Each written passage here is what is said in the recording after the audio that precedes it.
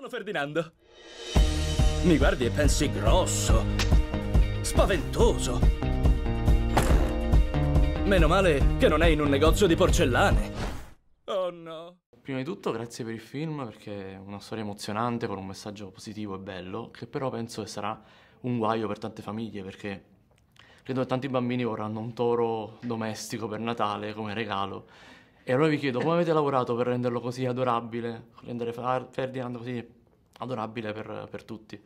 I think one of the biggest challenge when we started to make the story is how to make a big, gigantic bull look nice and look gentle, you know, and we started first with the shape of him, that we wanted to make him larger than life, but his eyes needed to be gentle, like the eyes needed to convey like a niceness, like a peace that we want the character to be. And that's usually always the challenge. I think I wanted people to look at Ferdinand for the first time and fall in love with him. And that's how it all started for me. And because I think his personality is so good that, you know, that you fall in love with him, you know, immediately, because you know that he's nice, you know that he's gentle. And I think that was the objective. Tra le voci originali di Ferdinand ci sono alcuni attori che apprezzo molto, Kate McKinnon, Dave Tennant. E mi chiedevo quanto hanno contribuito i doppiatori con la loro interpretazione nella realizzazione dei personaggi di cui sono voce. It's one interesting thing about a lot of animated movies, that you design the characters. You start with the design and the creation of the characters before you have the actor.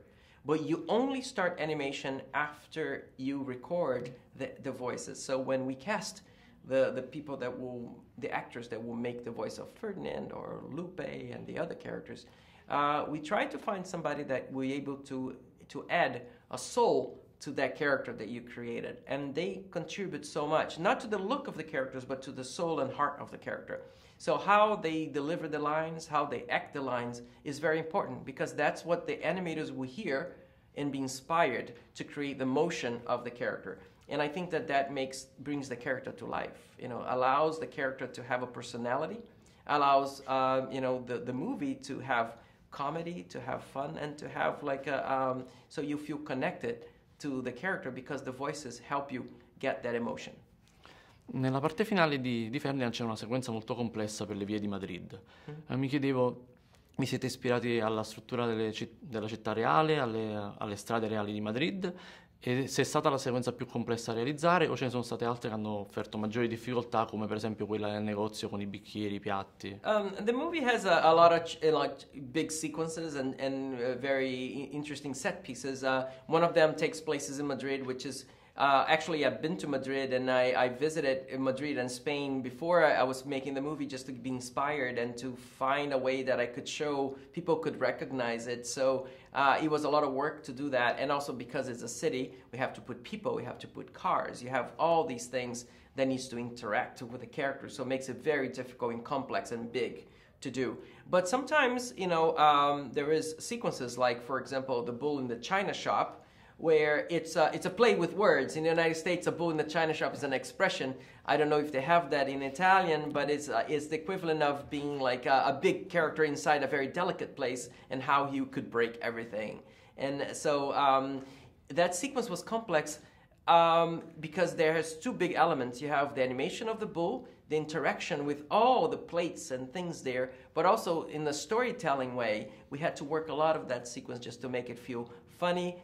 You know, it has a lot of tension, but it has to have comedy as well. So, and it has to be with music and all that. So it was very complex as well, but not as the bigger scale as Madrid. So the two different kinds of sequence, but bigger challenges regardless.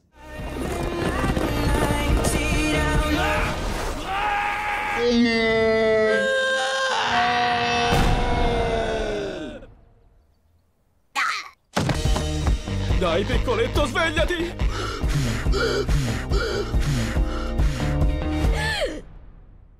Scusa, ti ho quasi ucciso!